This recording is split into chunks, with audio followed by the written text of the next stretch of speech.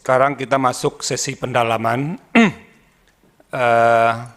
Pemohon 40, Anda diberi kesempatan untuk mendalami ahli saudara, termasuk saksi. Tapi kalau bisa pertanyaannya jelas, singkat dan padat. Jangan lebih banyak pernyataan dibandingkan pertanyaan. Dan itu kalau bisa cukup diwakili oleh satu orang kuasa hukum saja. Baik. Silakan. Baik, terima kasih Yang Mulia.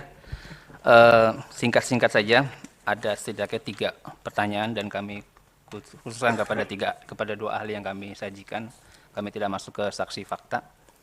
Yang pertama mengenai argumentasi tadi yang ahli Dr. Zainal Arifin sampaikan dalam konteks, kalau saya boleh kutip ya, dalam pengujian Undang-Undang AKO bukan hanya menguji formalitas pembentukan Undang-Undang 6 2023 saja, melainkan juga menguji formalitas pembentukan Perpu.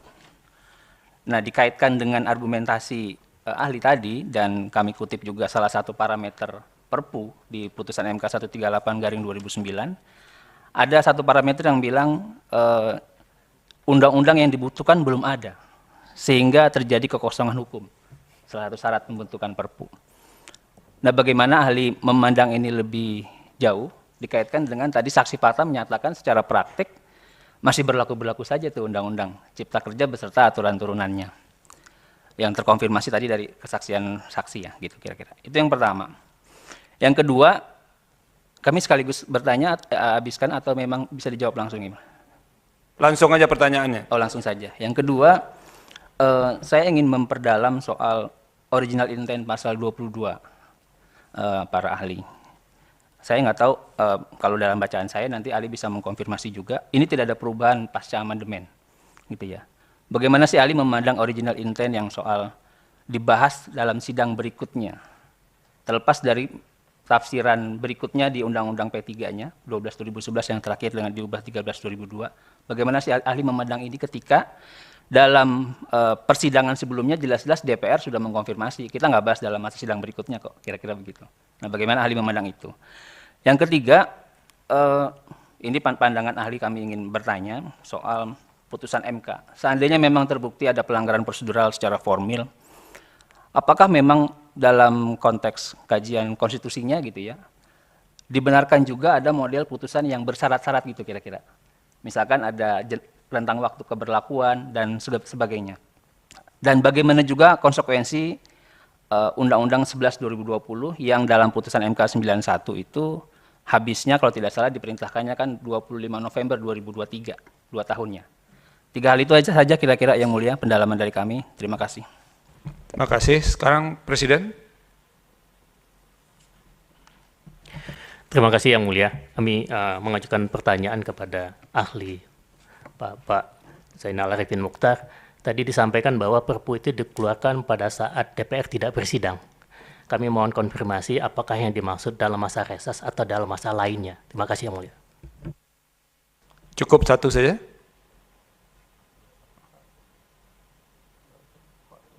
Oke. Dari meja hakim. Pak Daniel, Pak Suhartoyo, Prof. Guntur. Silakan dimulai dari Pak Daniel, tadi yang sering disebut namanya oleh Pak Zainal ini, berulang-ulang. Baik, terima kasih Yang Mulia Ketua. Terima kasih juga untuk para ahli yang sudah menyampaikan keterangannya. Saya kira keterangan ahli ini setidaknya memperkaya MK dalam mengadili permohonan ini. Ini pertanyaan saya untuk kedua ahli, Pak Jenal dan Bu Bivitri. Ada 3 fungsi DPR, ada fungsi legislasi, ada fungsi pengawasan, dan fungsi budgeting. Nah, keberadaan Perpu dalam pasal 22 ini adalah kewenangan subjektif presiden yang diberikan oleh Undang-Undang Dasar, atau dengan kata lain ini kewenangan konstitusional presiden yang sebenarnya hakikatnya adalah hak, bukan kewajiban.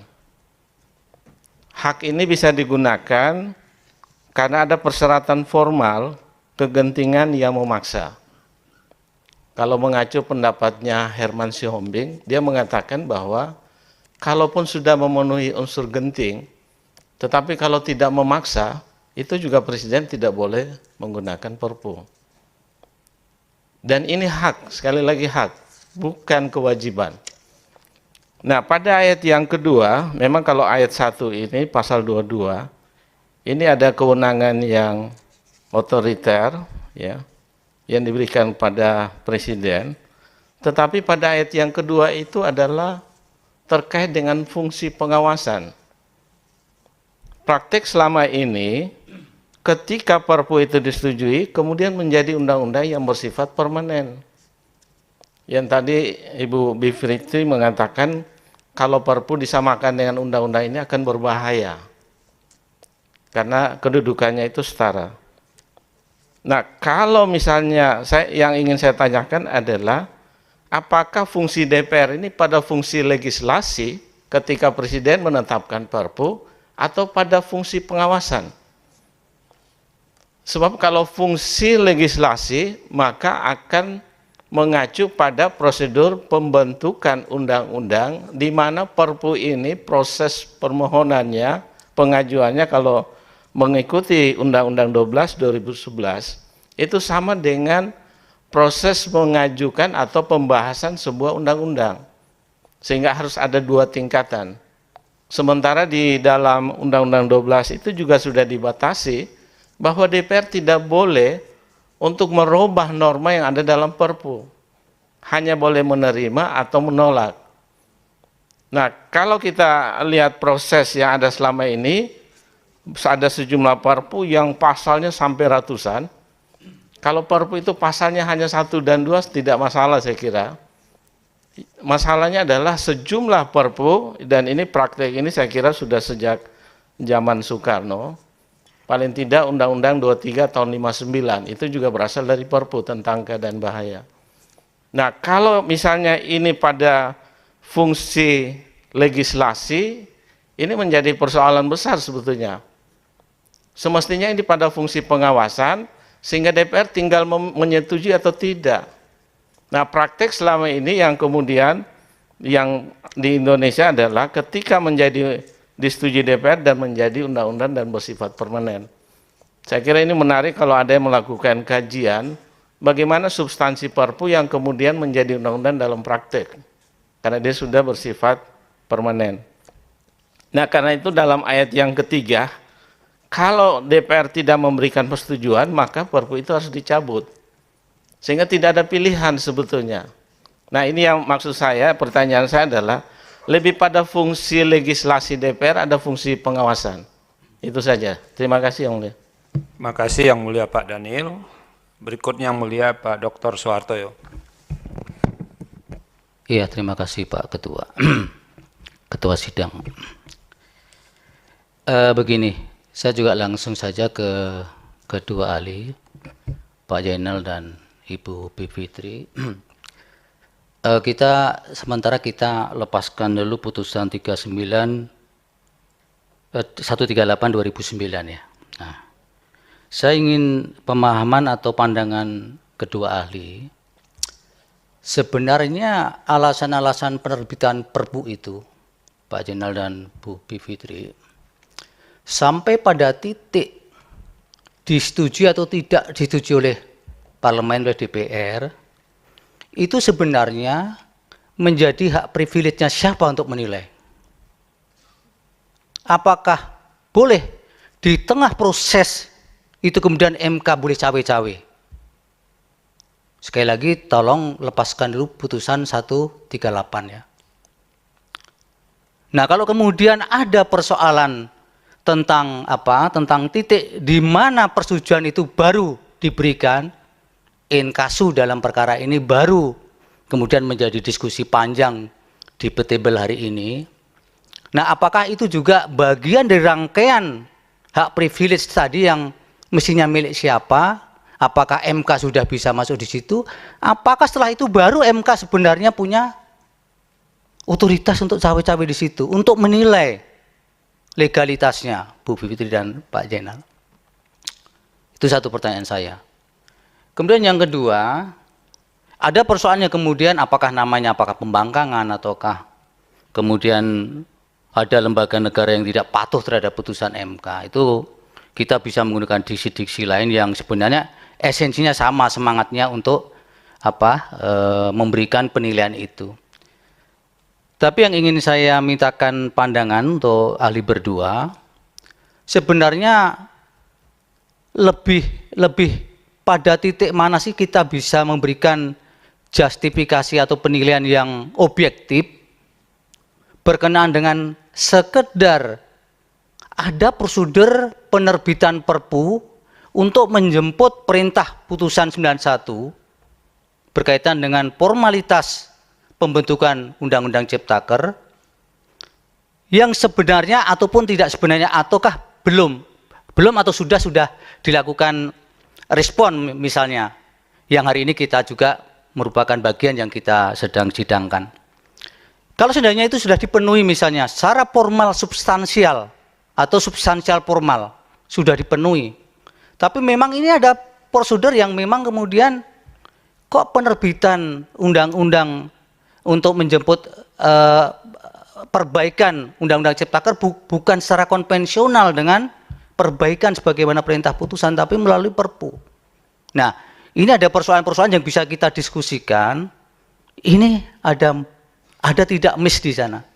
Tapi kalau kemudian secara substansial formal yang diinginkan MK itu sebenarnya juga sudah direspon, sebenarnya para ahli memilih mana untuk efektivitas daya guna daripada undang-undang yang terlepas suka atau tidak suka, mungkin di dalam undang-undangnya ada tujuan-tujuan besar. Soal materinya kita bisa diskusikan lebih lanjut kalau memang kita sedang berbicara soal pengujian material perkara atau terhadap undang-undang itu. Itu saja, Pak Ketua, terima kasih. Terima kasih Yang Mulia Pak Suhartoyo. Yang Mulia Prof. Guntur. Ya, baik, terima kasih Yang Mulia pimpinan sidang, saudara ahli. Ini mohon maaf ini Pak Dr. Zainal ini kayaknya karena terhalang oleh ini ya podium ya, dan juga sedikit untuk Bu Dr. Bivitri. Jadi kalau kita baca pasal 22 ya, Undang-Undang Dasar 1945, memang di situ ada beberapa konsep hukum.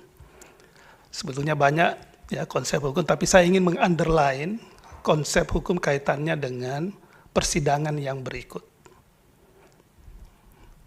Memang ada juga hal ihwal kegentingan yang memaksa, ya itu juga adalah konsep hukum juga yang perlu jelas.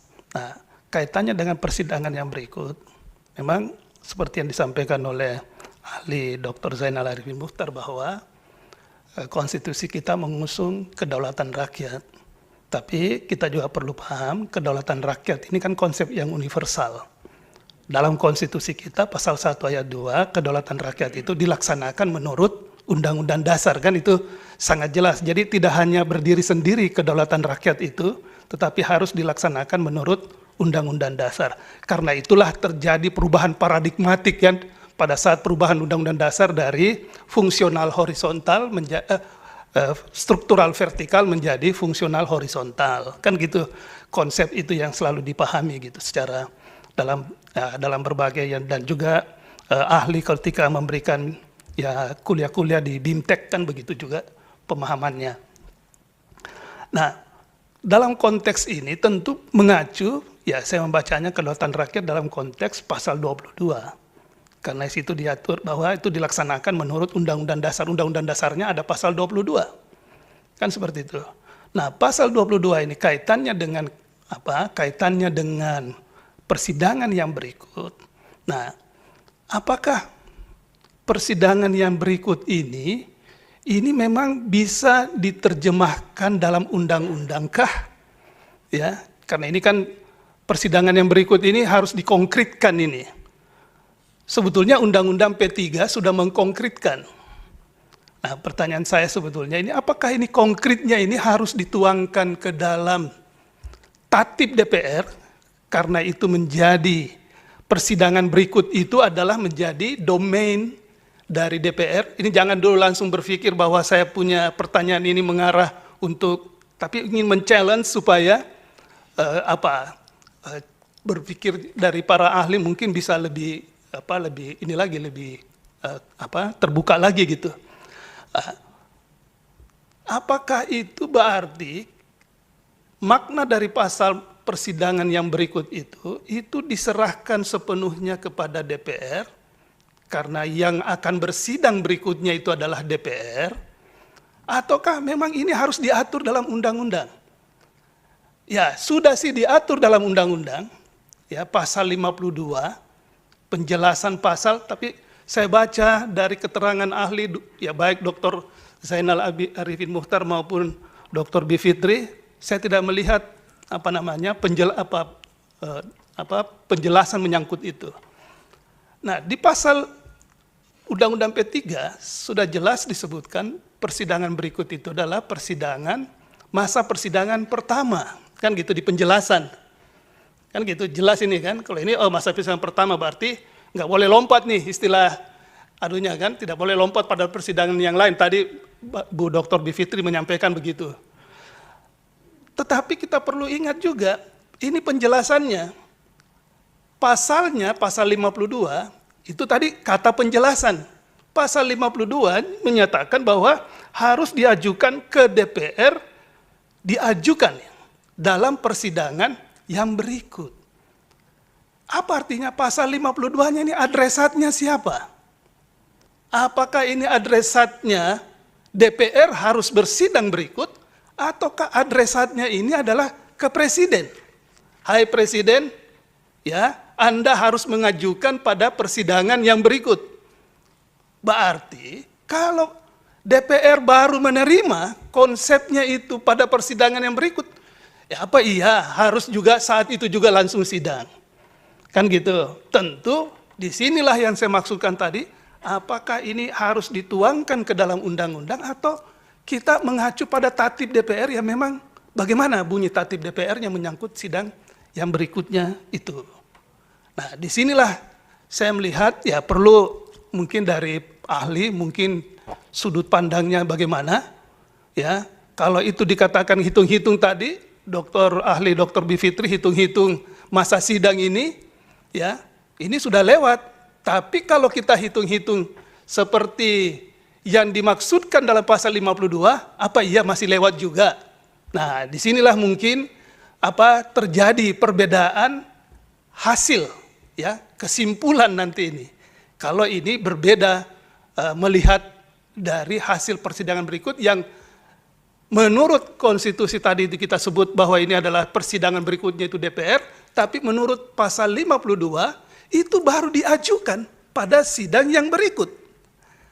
Nah, ini nih bedanya nanti ini. Berarti apakah pasal 52 ini mendegradasi makna pasal 22 ayat 2 atau memang begini seharusnya kesepakatan dari kan ini undang-undang berarti kesepakatan Presiden dan DPR gitu.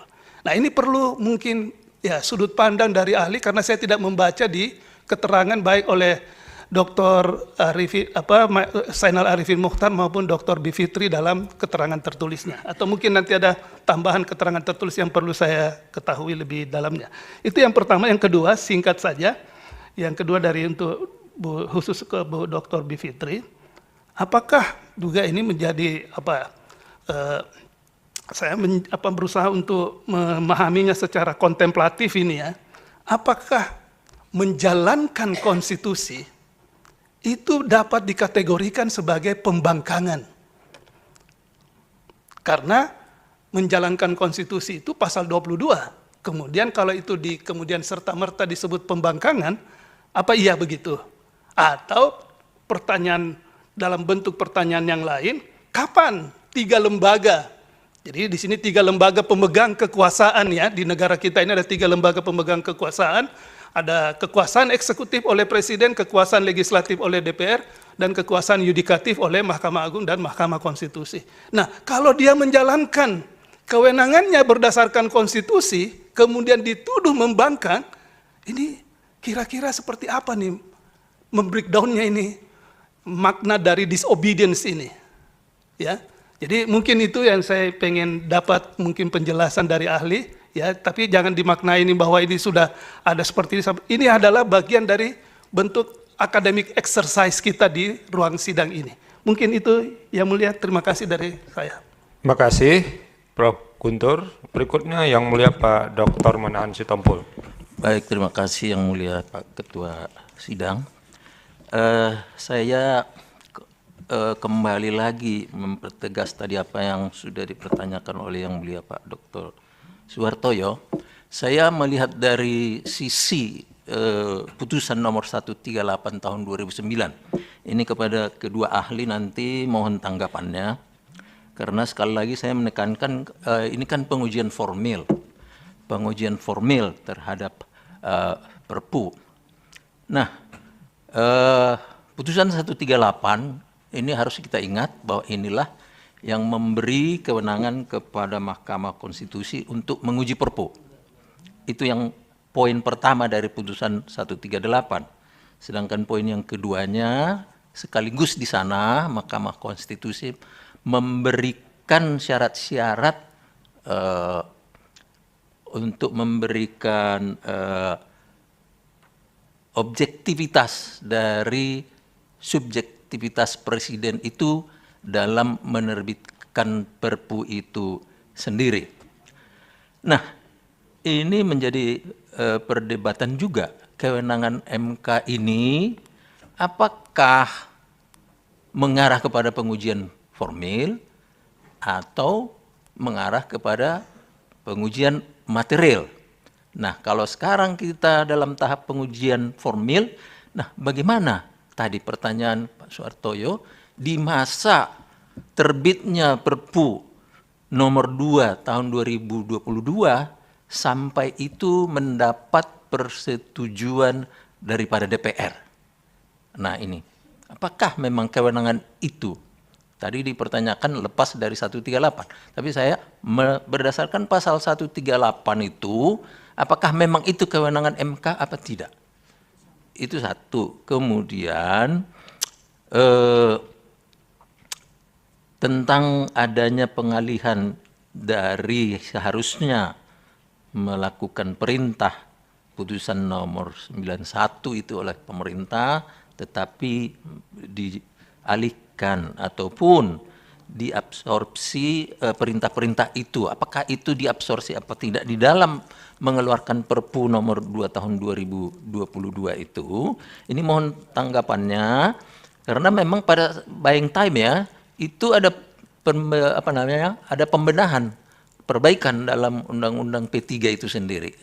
Nah ini mohon sekali lagi tanggapannya, apakah memang itu sudah diabsorpsi di dalam Perpu itu, segala hal yang sudah diperintahkan oleh Mahkamah Konstitusi itu apakah sudah, ini juga perlu diperhatikan supaya kita jangan langsung menuduh ada pengalihan, ada mencari jalan keluar gitu ya. Nah, itu yang kedua kepada ahli. Nah, kepada saksi, apakah peraturan pelaksanaan yang saksi sebutkan tadi, walaupun itu oleh Mahkamah Konstitusi dalam putusan nomor 91 itu menyatakan inkonstitusional bersyarat, itu masih peraturan-peraturan pelaksanaannya itu masih dilaksanakan sebagaimana di lapangan tadi. Itu yang saudara terangkan tadi. Nah, pertanyaan saya, apakah setelah keluarnya Perpu nomor 2 tahun 2022 ini, apakah menjadi ada kekacauan di lapangan? Artinya ada yang ini tidak berlaku lagi sehingga kita kehilangan pedoman, ya, kira-kira begitu. Apakah itu dialami oleh para pencari keadilan yang saudara sebutkan tadi, itu menjadi problem di lapangan terhadap peraturan pelaksana yang harus dikeluarkan dengan adanya putusan nomor 91 itu. Demikian yang mulia pertanyaan saya kembalikan kepada pimpinan sidang. Terima kasih. Terakhir yang mulia Profesor Eni Nurbaningsih. Baik, terima kasih Pak Ketua Sidang. Saya sekaligus kepada kedua ahli. Tadinya sih tidak mau bertanya, tapi setelah dengar Pak Hartoyo dan Pak Manahan tergelitik juga saya bertanya, dan kemudian dengan paparan lisan dari Pak Zainal atau Pak Uceng yang lebih banyak bicara perpu sebetulnya tadi dalam paparan lisannya. Saya juga sama, pikiran saya adalah kita lepaskan, ya, kita netralkan, tidak melihat kepada putusan 138, tapi kita lihat kepada konstitusi. Seandainya kita bentangkan pemikiran kita pada konstitusi di situ, di mana kita tahu bahwa perpu itu diajukan pada persidangan berikutnya. Kemudian ketika perpu dibawa ke MK, dan pada persidangan berikutnya misalnya sudah ditolak atau kemudian disetujui, bagaimana sebetulnya kemudian menempatkan proses pengujian perpu itu di MK dengan adanya ketentuan konstitusional yang sudah nyata menyatakan DPR itu punya dua hal yang bisa diputuskan, menyetujui atau menolak di situ. Coba dipikirkan dengan melihat aspek konstitusionalitas yang lebih luas lagi soal itu, ya. Kemudian yang kedua, karena ini terutama Pak Zainal menggunakan pendekatan pada prinsip good regulatory practices. Ini memang seingat saya lebih banyak digunakan negara-negara OECD yang menerapkan ini. Apakah sesungguhnya azas-azas pembentukan peraturan undang-undangan yang baik itu sama dengan GRP? Kemudian apakah proses pembentukan perpu yang saat ini berlaku itu sudah sesuai dengan GRP atau Good Regulatory Practices itu? Itu saya kira perlu dipertegas. Kenapa? Kalau memang kemudian tidak ada persoalan pada tataran pengaturan, kemudian konstitusinya tidak ada persoalan, apakah itu sebetulnya persoalan implementasi pada akhirnya? Coba itu bisa dibentangkan secara lebih elaboratif. Terima kasih, Pak. Terima kasih. Sekarang giliran ahli untuk menjawabnya, karena yang paling banyak itu Pak Zainal. Silakan Pak Zainal lebih awal. Mohon izin Yang Mulia, apakah saya duduk atau berdiri karena saya tidak bisa melihat wajah?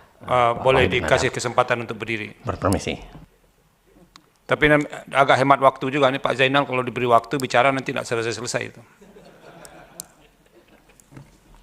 Terima kasih Yang Mulia, saya akan coba seirit mungkin. Sekarang 12.43, nanti dihitung berapa menit saya berbicara. Yang pertama, pertanyaan dari kuasa soal pembentukan Undang-Undang 6, tapi juga Perpu yang terhadap undang-undang yang belum ada yang dibutuhkan. Saya kira jelas sebenarnya ya, kalau kita baca putusan MK yang menerjemahkan bahwa salah satu alasan bisa dibuat keluarkannya Perpu adalah ketika undang-undang yang ada tidak tersedia atau belum ada.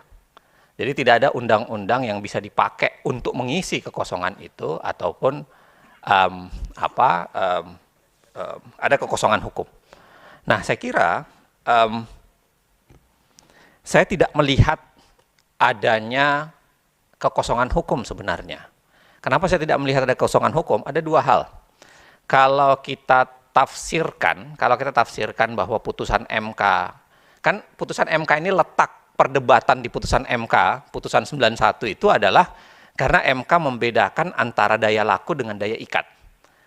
Karena MK mengatakan Undang-Undang Cipta Kerja masih berlaku, tapi tidak memiliki daya ikat. Dan itu barangkali yang letak perdebatan terbesarnya. Orang kemudian saling memahami apa beda daya laku, daya ikat. Daya ikat itu artinya masih berlaku, dan itu barangkali yang terjemahan yang dilakukan oleh pemerintah sehingga banyak melakukan tindakan-tindakan yang keliru. Menurut saya menulis ke Kompas bagaimana pemerintah masih mengeluarkan Perpres Bank Tanah. Itu 2 bulan setelah putusan MK. Itu mengeluarkan Perpres Bank Tanah sekitar 2 bulan setelah putusan. Saya lupa, Perpres 113 kalau tidak salah. Nanti saya diingatkan kembali kalau saya keliru. Nah, maksud saya adalah sebenarnya kalaupun kita anggap ada kekosongan hukum dan itu membutuhkan Perpu, maka logika saya adalah yang paling mungkin Perpu dikeluarkan adalah pemberlakuan sementara Undang-Undang Cipta Kerja sampai dilakukannya revisi. Karena memang yang diuji MK kan formil, tidak material. Kalaupun mau ya, walaupun itu tentu perdebatannya sangat besar. Tapi kalaupun dianggap ada kekosongan hukum, bagi saya itu yang harus dilakukan. mengisi kekosongan hukum sementara waktu sampai kemudian dikeluarkannya, direvisinya undang-undang. Kalau mau. Toh secara praktik juga pemerintah melakukan itu. Itu supaya taat dengan konsepsi bahwa Perpu ini dikeluarkan sementara waktu sampai kemudian bisa ditutup dengan proses regulasi. Nah, kalau original intent pasal 22 pada masa sidang berikutnya, sekaligus nyambung sama yang lainnya, pertanyaan begini. Saya tidak melihat Perpu ini sebagai sebuah logika formil. Saya melihat Perpu ini sebagai logika yang lebih bersifat material, konsepsi nih. Kenapa? Karena ini keadaan darurat. Kalau Carl Smith menulisnya, Smith itu menuliskan bahwa ini adalah keadaan luar biasa sehingga harus dikasih. Karena kalau tidak, stagnan pemerintahan. Maka saya tidak melihat formilnya, saya melihat substansinya bahwa apa? Keadaan dalam keadaan darurat atau kegentingan. Tinggal dibedakan rezim pasal 12 atau rezim pasal 22. Kan kalau Pak Jimli mengatakan bedanya tipis saja sebenarnya. Kalau rezim pasal 12, itu harus dimulai dengan pernyataan keadaan darurat dulu. Presiden menyatakan dulu keadaan darurat, baru dikeluarkan. Kalau rezim pasal 22 kata Jimli, nggak perlu, langsung aja dikeluarkan sepanjang ada kegentingan memaksanya. Jadi yang pokok harus dibicarakan adalah darurat dan gentingnya itu. Yang pokok itu, dan itu dikaitkan dengan karena dia darurat, dia genting, maka mari kita perlakukan dia secara darurat dan genting. Yang saya khawatirkan adalah pasal 12 mengatakan darurat, pasal 22 mengatakan genting, tapi kita tidak memperlakukan secara genting. Dan ini bahayanya kalau diterjemahkan menurut pasal 52. Bahaya itu. Saya kasih contoh secara sederhana simulasi ya. Kalau praktik dan kita terima praktik Perpu selama ini, kalau Perpu dikeluarkan tengah awal masa sidang deh. Masa sidang itu kan, mohon maaf saya diingatkan, 1,5 sampai 2 bulan, setahu saya, seingat saya. Dipotong dengan masa reses. Kalau saya sebagai seorang presiden yang demagog, saya sengaja mau menghancurkan, misalnya saya akan keluarkan di awal masa sidang. Awal masa sidang DPR, saya keluarkan. Menurut undang-undang, disidangkan masa sidang berikutnya. Akan berlaku hukum darurat yang mengancam hak asasi dan semua kondisi bangsa, itu agak lama itu. Dan tidak bisa diapa-apakan. Coba bayangkan. Akan berlaku berapa bulan? Apalagi kalau kita pakai logika pasal 52. Ya, masa sidang berikutnya baru diajukan. Berarti berlaku lagi 2 bulan berlaku hukum darurat yang keras itu, misalnya ya. Lalu berlaku lagi pasal 52 karena diajukan nanti, 4 bulan undang-undang itu berlaku dan bisa merampas hak asasi. Coba bayangkan. Disitulah kenapa, tadi pertanyaan Pak Soehartoyo, kalaupun kita melepas putusan 138, disitu sebabnya saya menerima logika, Mahkamah Konstitusi bisa masuk ke Perpu. Karena ini katup pengaman ini. Anda bisa bayangkan kalau kita, karena kita selalu membayangkan, barangkali kita mendapatkan presiden, taruhlah presiden Pak Jokowi gitu. Pokoknya orangnya sopan, tidak mungkin melanggar, kira-kira begitu. Tapi Anda bisa bayangkan enggak? Undang-undang dasar ini tidak bisa menjamin siapa menjadi presiden. Nggak ada jaminan. Kalau kita dapatkan presiden demagog, ya, dalam istilahnya Stefan Levitsky dengan Daniel Ziblatt, bahaya sekali. Kalau dia keluarkan undang-undang, dia sengaja itu. Awal masa sidang saya keluarkan, ya kan? Berlaku 2,5, dia bisa diapa-apain. DPR nggak bisa ngapa-ngapain. Ini berlaku nih, Anda dikenakan pasal-pasal itu, Anda ditangkap dan sebagainya. Lalu kemudian disidangkan pada masa sidang berikutnya, baru dia kirim ke DPR. Menurut pasal 52, baru saya kirim ke DPR. Anda sidangkan setelahnya. Berarti ada waktu yang cukup lama di mana negara dalam keadaan darurat dan pelanggaran hak asasi dibiarkan. Itu yang saya bayangkan kenapa Mahkamah Konstitusi memang terpaksa. Dan mari kita memperlakukannya secara darurat. Karena ini adalah undang-undang darurat, rezimnya pasal 12 darurat, atau kegentingan memaksa rezim pasal 22, maka diberlakukan secara itu. Saya malah membayangkan, yang mulia, praktiknya harusnya dikeluarkan pada masa sidang, pada DPR sedang tidak bersidang, karena kalau DPR sedang bersidang, saya mengatakan ada 2 yang harus dilakukan pemerintah. Kalau DPR tengah tidak bersidang, maka mungkin kalau dia memang rezim pasal 12, Presiden harus menyatakan dulu keadaan bahaya, ya kan?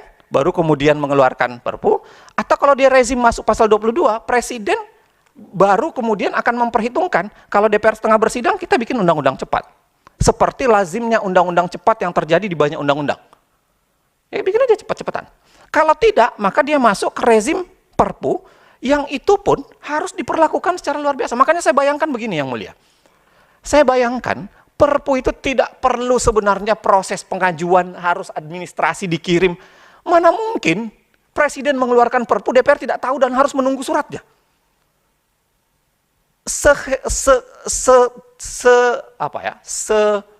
Seterbelakang apa negara ini, sehingga DPR merasa harus menunggu dulu dikirimin, baru dia tahu bahwa ada undang-undang darurat sedang dikeluarkan.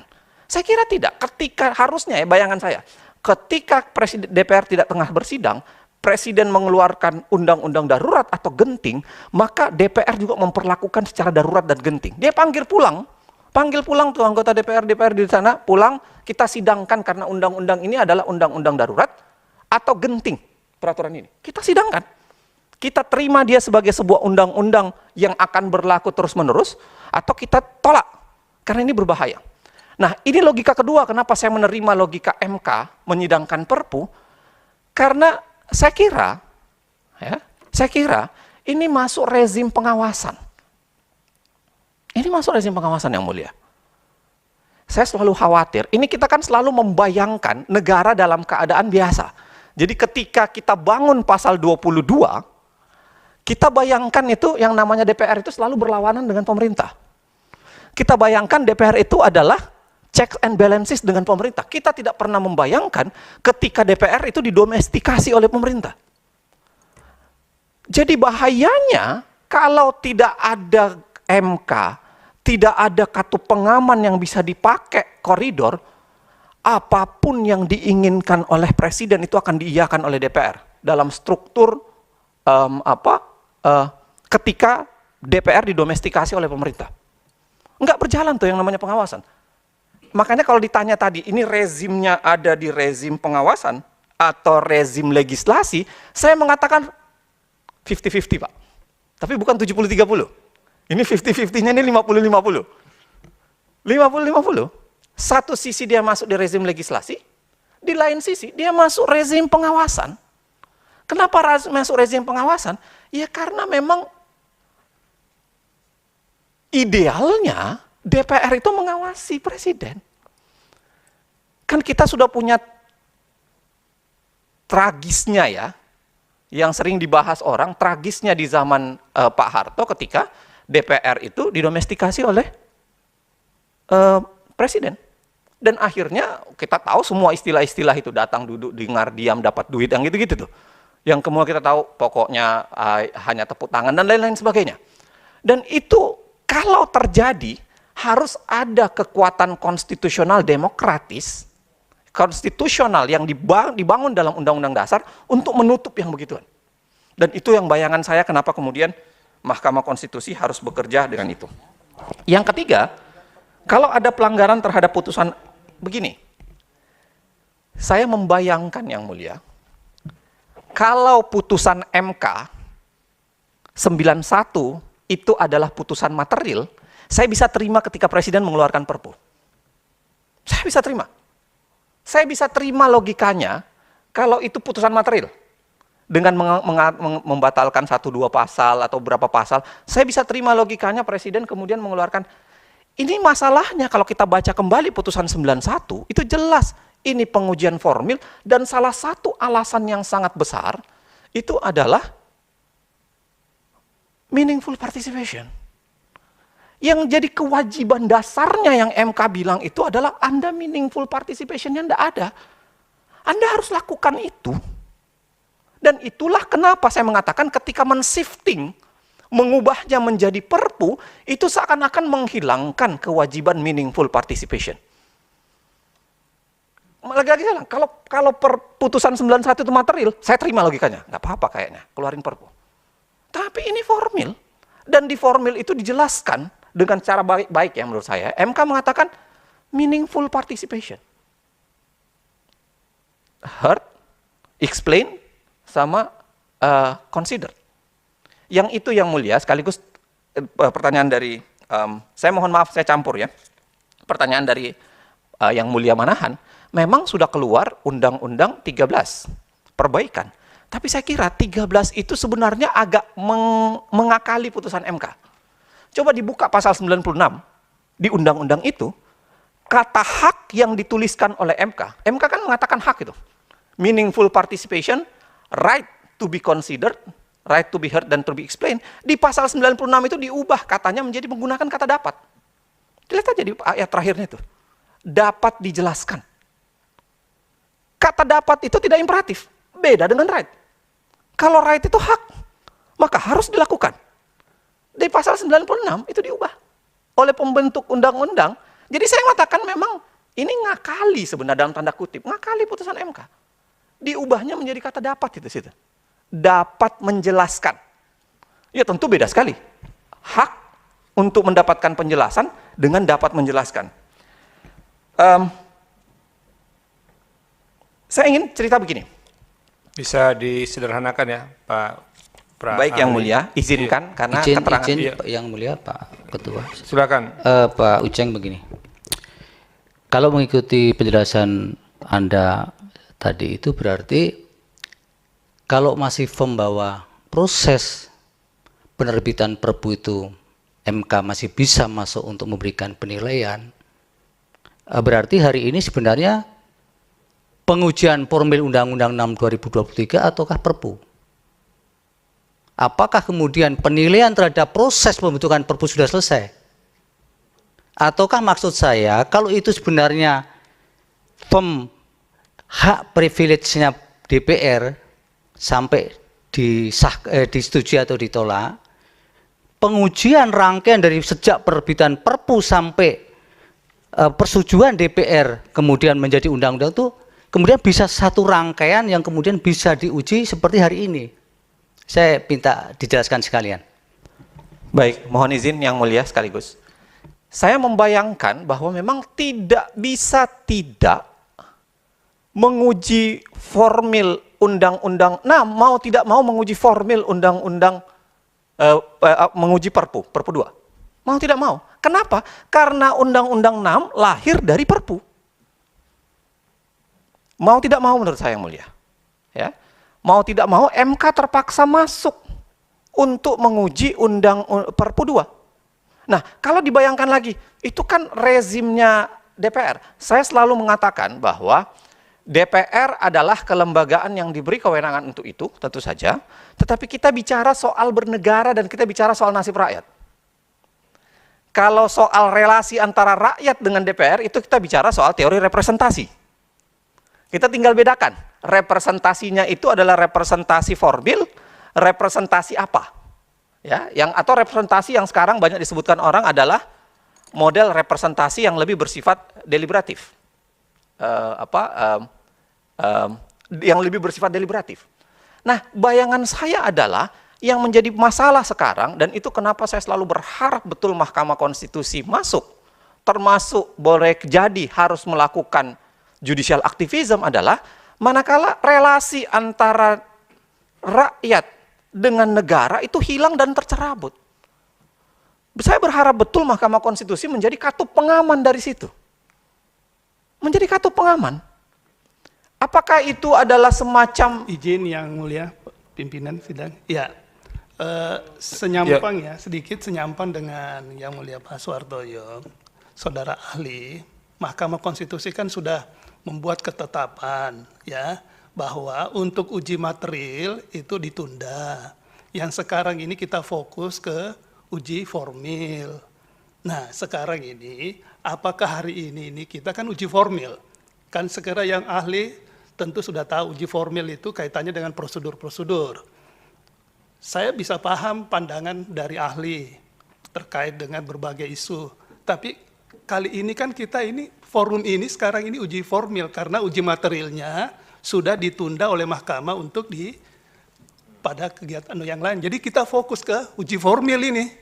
Itu yang mulia mungkin saya mau tegaskan gitu supaya ya ahli tidak ke mana-mana gitu. Silakan ahli. Mohon izin yang mulia.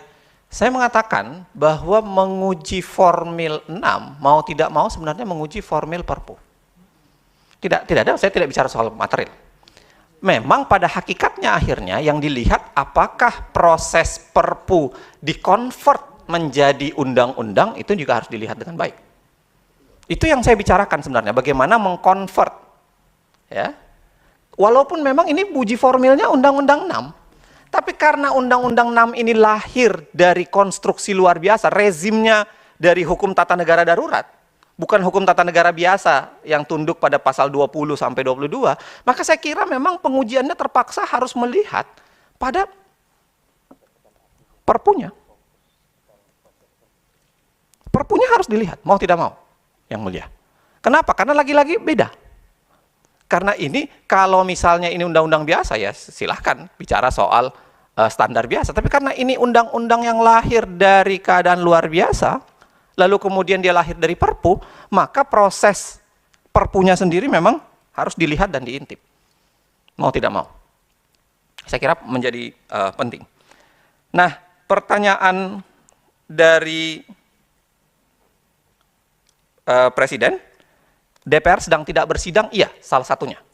Salah satunya bisa jadi karena DPR-nya misalnya sedang dibekukan, atau DPR-nya sedang mengalami reses. Jadi DPR sedang tidak bersidang. Silakan. Itu salah satu parameter dari sekian banyak parameter. Yang saya bayangkan harusnya yang begini.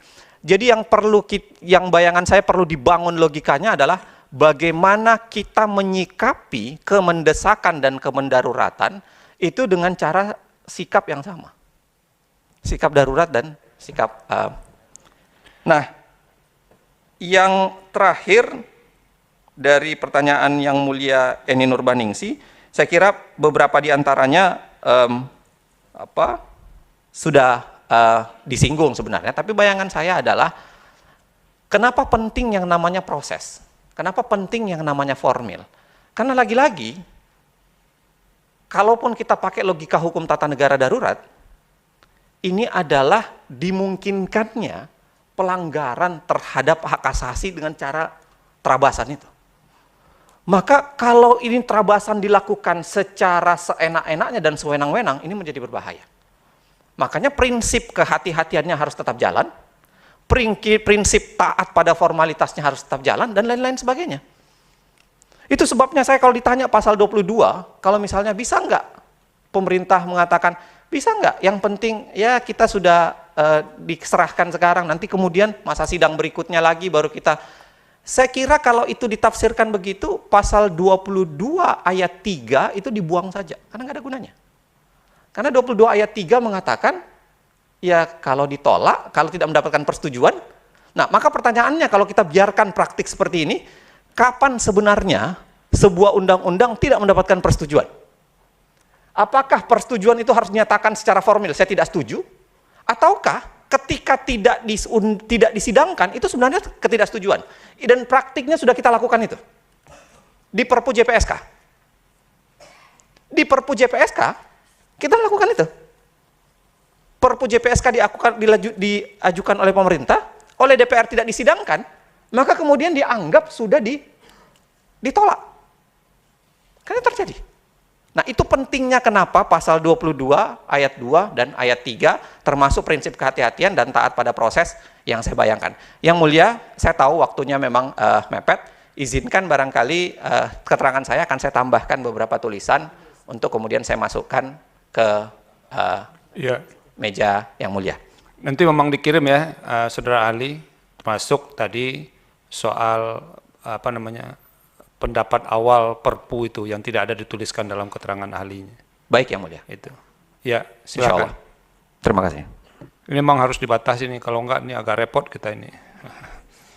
Nah, ini saya mau ingatkan sebelum ahli Bivitri, di putusan MK nomor 138 itu disebutkan poin 2-nya. Undang-undang yang dibutuhkan tersebut belum ada sehingga terjadi kekosongan hukum, atau ada undang-undang tetapi tidak memadai. Nah, supaya komplit ya, tadi disebut Pak Zainal tidak ada hukum saja, padahal itu masih ada tambahannya, ada undang-undang tetapi tidak memadai. Silakan ahli Bivitri Susanti. Baik, terima kasih. Saya di sini aja Yang Mulia karena bisa melihat wajah Yang Mulia Prof. Guntur. Biar cepat. Yang pertama, saya akan campur-campur saja, mohon izin. Tapi saya tentu saja harus masuk ke yang pertama dulu ditanyakan oleh kuasa hukum pemohon soal bersyarat. Yang saya kira sudah banyak sekali didiskusikan, tapi saya ingin menekankannya di faktor mengapa istilah inkonstitusional bersyarat dalam putusan 91 itu punya makna penting dalam persidangan kita hari ini. Justru menurut saya, bacaan saya tentu saja Yang Mulia yang lebih paham karena yang membuat putusan, tapi bacaan saya adalah dari ratio desidendinya, kata bersyarat itu justru karena para hakim ingin memberikan ruang yang cukup bagi pembentuk undang-undang. Karena yang disoal adalah sebuah uji formil. Jadi ruang yang cukup itu diberikan supaya memang tidak terjadi betul-betul chaos gitu. Saya ingat pertama kali model-model seperti ini yang mempertimbangkan fakta, tidak hanya dari soal aspek prosedural hukumnya. Salah satunya waktu Undang-Undang APBN, waktu awal sekali MK didirikan, ketika Undang-Undang APBN dinyatakan tidak dibatalkan tapi meminta, jadi ada dialog. Waktu itu saya presentasikan itu di sebuah forum internasional, dialog antara yudikatif dengan eksekutif. Nah sebenarnya bersyarat itu dalam konteks itu. Sehingga saya ingin mengatakan, ingin menggarisbawahi bahwa bersyaratnya putusan atau inkonstitusionalitas Undang-Undang 11 2020 itu lazim diterima dalam praktik Mahkamah Konstitusi dan bisa dipahami. Awalnya kami juga ikut memprotes, tapi bisa dipahami kemudian karena ada situasi-situasi yang mengharuskan mahkamah untuk mempertimbangkan aspek sosiologis atau teologis ataupun penerapan hukum yang konkret harus dihadapi oleh masyarakat. Nah kemudian yang berikutnya dari Yang Mulia Pak Daniel Yusmik, pertanyaan ini penting sekali kaitannya dengan beberapa pertanyaan lainnya. Kontemplatif sekali soal ini apakah fungsi pengawasan atau fungsi legislasi. Nah saya dalam situasi ini punya kesamaan pendapat dengan Yang Mulia Pak Daniel Yusmik. Ini adalah harusnya masuk ke fungsi pengawasan. Tapi ketika ada pertanyaan, apakah MK, ini pertanyaan menarik sekali ini Yang Mulia Suhartoyo, apakah MK boleh cawe-cawe di tengah-tengah? Menurut saya tetap boleh. Jadi begini, saya ingin kita mulai mengembalikan kepada penafsiran yang sifatnya historis dan juga sistematis untuk melihat bangunan Perpu ini, bahwa dia sesungguhnya adalah tindakan legislasinya pemerintah yang harus diawasi oleh dua cabang kekuasaan lainnya, yaitu legislatif dan yudikatif. Dalam hal ini Mahkamah Konstitusi. Jadi kalau pertanyaan apakah MK boleh cewek-cewek, menurut saya boleh. Menurut saya pertanyaan-pertanyaan ini, mohon izin Yang Mulia, saya melihat pertanyaan-pertanyaan ini muncul karena kita dikerangkeng dengan cara pandang yang sangat prosedural dan birokratis. Jadi kita melihatnya betul-betul itu ya, surat menyurat. Surat presidennya kapan dikirim, kemudian paripurnanya kapan, dan seterusnya. Tapi kita luput untuk mengembalikan Perpu ke esensinya sebagai, dalam bahasa saya tadi, sebenarnya fasilitas yang tidak demokratis, tapi untuk tujuan demokrasi juga. Supaya pemerintah tetap menjalankan segala sesuatunya, menyelenggarakan negara sesuai dengan konstitusi. Tapi dia sebenarnya tidak demokratis. Nah cara untuk menjaganya adalah MK harusnya tetap masuk, bisa, tapi DPR juga tetap bisa melakukan fungsi pengawasannya untuk mengatakan dia sudah memenuhi atau tidak. Jadi Yang Mulia Daniel Yusmik sebenarnya tepat untuk mengatakan tidak ada pilihan, itu sebenarnya sudah menunjukkan bahwa ini bukan fungsi legislasi. Karena kalau kita mengacu kepada pasal 20, seharusnya pembahasannya itu berdua. Tapi di sini tidak ada lagi pembahasan, tinggal bilang setuju atau tidak setuju. Nah dari titik ini saya ingin masuk ke soal Perpu berbahaya itu loh. Jadi saya menambahkan apa yang disampaikan oleh ahli Zainal Arifin Muchtar soal misalnya saya kasih contoh tadi yang kepikir bahayanya itu tadi ya. Misalnya katakanlah kita mendapatkan suatu presiden yang entah kapan dan entah siapa, ternyata dikeluarkan perpu penundaan pemilu misalnya. Itu kurang melanggar konstitusi apa? Melanggar konstitusi, penundaan pemilu. Tapi kalau tidak bisa langsung dihadang entah oleh Mahkamah Konstitusi, dan saya bayangkan justru Mahkamah Konstitusi dalam situasi seperti itu karena biasanya sudah ada koalisi yang baik dengan DPR, bisa-bisa pemilunya tertunda dulu, kemudian menunggu sampai dengan dia disetujui atau mungkin saja tidak disetujui, baru MK bisa masuk, jangan-jangan kita terlambat. Banyak contoh-contoh lainnya, tapi itu yang langsung terpikir karena kita dekat dengan pemilu. Jadi banjir perpu itu sangat mungkin terjadi. Mohon maaf, tapi saya sedikit saja bercerita soal misalnya ada diskusi beberapa kali, karena kami juga sebenarnya kan di tim percepatan pembaruan atau reformasi hukum, beberapa kali terjadi celetukan-celetukan, kalau begitu kita keluarkan saja perpu soal perampasan aset. Saya bilang kegentingan memaksanya mana? Ini karena DPR nggak mau juga membahas. Apakah itu kegentingan memaksa?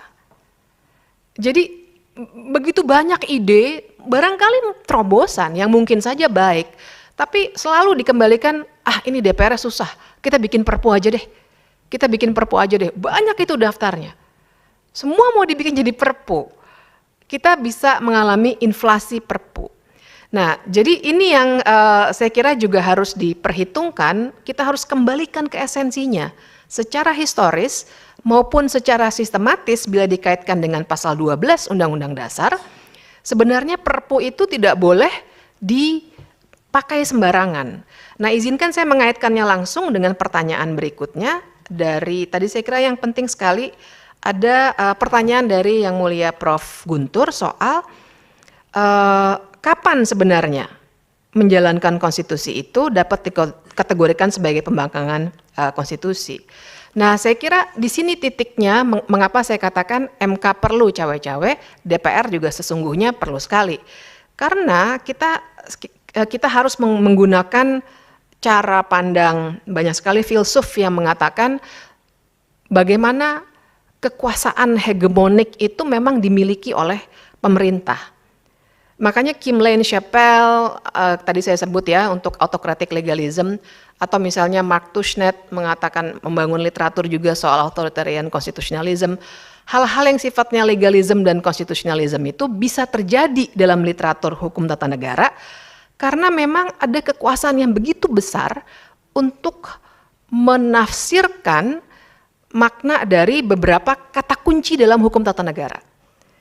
Misalnya saja tadi sebut antara daya ikat dengan daya laku. Itu saja bisa diserabut maknanya dari apa yang kita pelajari di buku-buku ilmu perundang-undangan, sehingga daya ikat itu dinihilkan, gitu. Misalnya begitu. Atau makna dari strategis dan berdampak luas. Apakah penetapan upah minimum itu tidak strategis dan tidak berdampak luas? Menurut saya strategis dan berdampak luas. Tapi bisa ditafsirkan, ini yang berapa kali saya berdebat di PT UN, dibilangnya itu tidak strategis, tidak berdampak luas. Karena ini upah minimumnya provinsi, atau kabupaten kota misalnya, dan seterusnya. Jadi, tapi dengan kekuasaan hegemonik yang dimiliki oleh, saya hegemonik dalam konteksnya keilmuan tentu saja Yang Mulia, bukan dalam konteks orasi, yang dimiliki oleh pemerintah, hal seperti itu sangat mudah diklaim, keywords itu. Nah, sehingga kalau pertanyaannya adalah kapan lembaga-lembaga itu bisa dikatakan membangkang secara konstitusional, kita memang akan repot untuk menjawabnya apabila kita hanya dihadapkan atau hanya menggunakan kategori-kategori prosedural. Makanya kami sangat berharap Mahkamah justru bisa keluar dari kategori prosedural ini dengan mengembalikan hakikat perpu. Karena kita nggak habis berdebat di situ. Misalnya, karena ada krisis ekonomi kan begitu ya. Tentu saja saya paham bahwa saya bukan ahli ekonomi, tapi waktu itu kan disebutkan karena ada krisis ekonomi inflasi. kami sekarang bisa berdiri di sini. Tidak ada kebangkrutan besar-besaran di negara ini, misalnya begitu. Nah, tapi kan bisa dipakai hegemoni itu oleh pemerintah ketika Perpu diumumkan. Nah, jadi itu tanggapan berikutnya, sehingga ketika ada pertanyaan dari Yang Mulia Pak Manahan soal apakah perintah-perintah itu diabsorpsi oleh Perpu, maka saya ingin mengembalikan ke soal bahwa putusan 91 adalah putusan uji formil. Jadi karena Undang-Undang Akuo ini yang kita bicarakan adalah asalnya Perpu yang dianggap menjawab, itu juga narasi dari pemerintah, menjawab putusan 91, maka makanya saya menggunakan parameternya adalah melihat rasio desidendi uji formil di putusan 91 yang sebenarnya dengan sangat tegas meminta partisipasi bermakna. Itu Yang Mulia bagus putusannya sampai saya hafal halaman 393 putusan 91 karena saya sering sekali pakai dalam berbagai argumen bahwa itu memang yang diminta betul. Padahal Perpu jelas tidak akan bisa memenuhi partisipasi bermakna karena dia tidak melalui proses pembahasan. Kalau kita mau konsisten dengan argumen bahwa yang dialami di DPR bukan fungsi legislasi DPR, kembali ke pandangan Yang Mulia Daniel Yusmik bahwa yang terjadi adalah fungsi pengawasan. Jadi memang partisipasi bermakna tidak akan terpenuhi. Jadi keliru kalau mengatakan bahwa Perpu yang kemudian menjadi Undang-Undang Akuo adalah respons yang baik dan benar terhadap putusan Mahkamah nomor 91. Nah, jadi di sini saya sekali lagi ingin menekankan kalimat atau frasa yang digunakan oleh Yang Mulia Soehartojo tadi, substansial formal.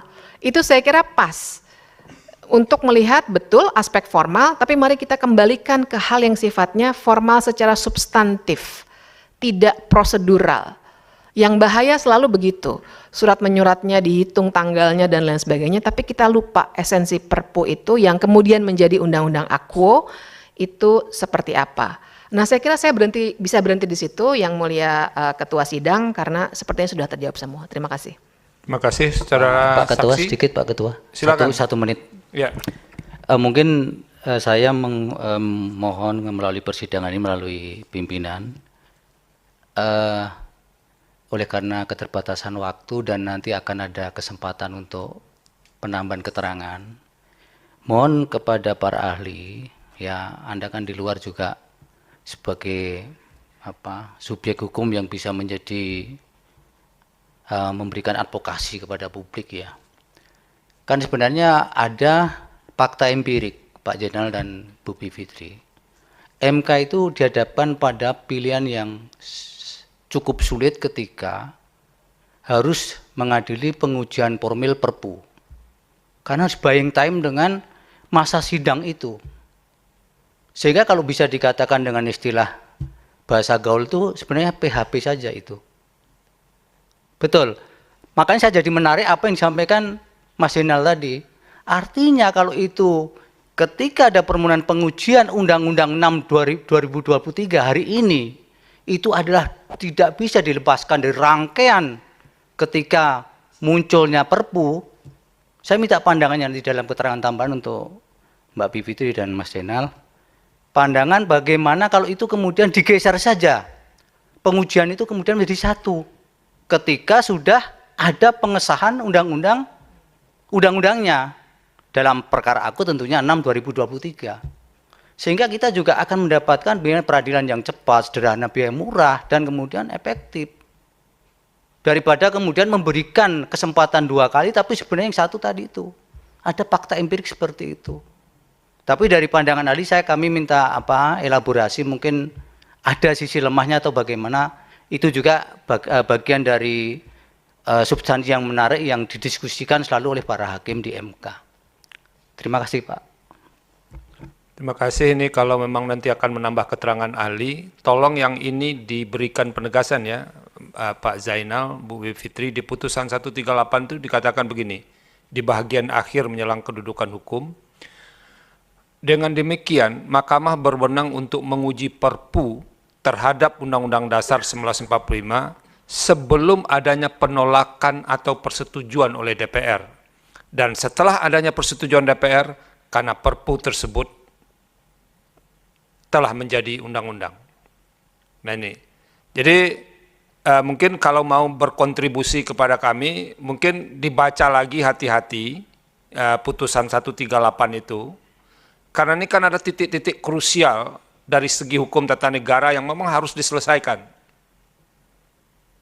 Itu soal pasal 22, pasal 52 di Undang-Undang P3, lalu kemudian batasan-batasan itu, dan tambah putusan 138. Nah kalau ada waktu, mungkin lebih elaboratif menguraikannya, itu akan ada manfaatnya bagi Mahkamah Konstitusi. Saudara saksi dipersilakan, ada satu pertanyaan. Ya, terima kasih Yang Mulia pimpinan sidang. Kami mau mencoba menjawab Yang Mulia Bapak Manahan Sitompul bahwa memang setelah Undang-Undang Cipta Kerja lahir, Junto PP 34, 35, 36, 37 untuk klaster ketenaga kerjaan, maksud saya tahun 2021, itulah yang berlaku sampai lahirnya putusan MK pun 091 tetap masih berlaku, sampai lahirnya Perpu pun itu masih berlaku, sampai lahirnya Undang-Undang 6 tahun 2023 itu pun sampai berlaku sampai saat ini. Jadi kami tetap kalau berkasus, bersidang dan sebagainya, itulah yang menjadi acuan kita bahwa tidak ada kekosongan hukum dan pemerintah masih menganggap regulasi itu memadai sampai saat ini karena tidak ada perubahan. Demikian Yang Mulia Bapak Manahan Sitompul. Terima kasih. Terima kasih. Jadi ini karena uji formil ini ada keterbatasan waktu, kami mohon kepada pemohon 41, 46, 50 kalau mau mengajukan ahli, nanti yang bisa melengkapi, jangan mengulang yang sudah disampaikan itu, supaya ada manfaatnya. Satu. Yang kedua, kami akan coba mengatur jadwal persidangan mulai Agustus, kalau bisa sidangnya 2 kali 1 pekan. Jadi misalnya kalau hari Senin 1, nanti hari Kamis 1 lagi, supaya bisa diselesaikan. Itu. Dan pilihan-pilihan ahlinya, sekali lagi diharapkan pilihan yang kemudian memang bisa melengkapi apa yang disampaikan oleh ahli-ahli sebelumnya. Sebelum sidang ini ditutup, ini pemohon nomor 40 mengajukan bukti bukti tambahan P128 sampai dengan P144. Betul? Iya benar Yang Mulia. Oke, kita sudah verifikasi bukti, kita sahkan. Selanjutnya, pemohon 41 apakah akan mengajukan ahli? Terima kasih Yang Mulia. Yang Mulia, beberapa minggu yang lalu kami telah berkoordinasi dengan rekan-rekan kuasa perkara 40. Sehingga segala pendapat yang disampaikan atau keterangan yang disampaikan ahli Dr. Zainal dan Bu Fitri itu sementara sudah cukup, kami nanti akan mendalami lagi di keterangan ahli dari pemerintah dan DPR. Demikian Yang Mulia, sehingga kami tidak mengajukan ahli lagi. Itu kewajibannya sudah bagi 2 juga nggak dengan 40, belum ya?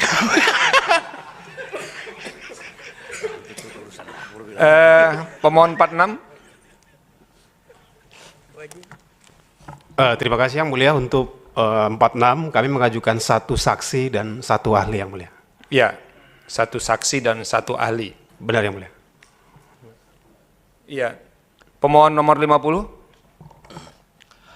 Iya Yang Mulia, kami akan mengajukan ahli 2 orang Yang Mulia. Oke. Kalau begitu nanti kita akan coba di jadwal berikutnya untuk menggabungkan ahli dari pemohon 46 dan pemohon 50 tambah 1 orang saksi. Jadi substansinya tadi penekanan harus berbeda atau paling tidak menambah dari yang disampaikan tadi. Oke, jadi ahli 2 orang dari pemohon 50 dan 1 orang dari pemohon 46 tambah 1 saksi pemohon 46 itu akan kita dengar pada persidangan berikutnya pada Rabu 2 Agustus 2023 pukul 11 WIB. Agendanya adalah mendengarkan keterangan 2 orang ahli pemohon 50, 1 orang ahli pemohon 46, dan 1 orang saksi pemohon 46. Paham ya? Sesuai dengan ketentuan, keterangan dan CV ahli 2 hari sebelum sidang ini sudah sampai di Mahkamah Konstitusi, termasuk CV dari saksi. Dan siap-siap juga pemerintah setelah ini akan ditanya soal ahli dan saksi. Dan sebelum sidang ditutup, kami menyampaikan terima kasih kepada 2 orang ahli yang sudah meluangkan waktunya untuk berdiskusi secara intens, dan saksi juga, dan kepada kita semua yang sudah mengikuti persidangan ini dengan tertib dan baik sejak dari awal. Terima kasih. Dengan demikian, sidang dinyatakan selesai, sidang ditutup. Hadirin dimohon berdiri. Yang mulia, Majelis Hakim Konstitusi meninggalkan ruang persidangan.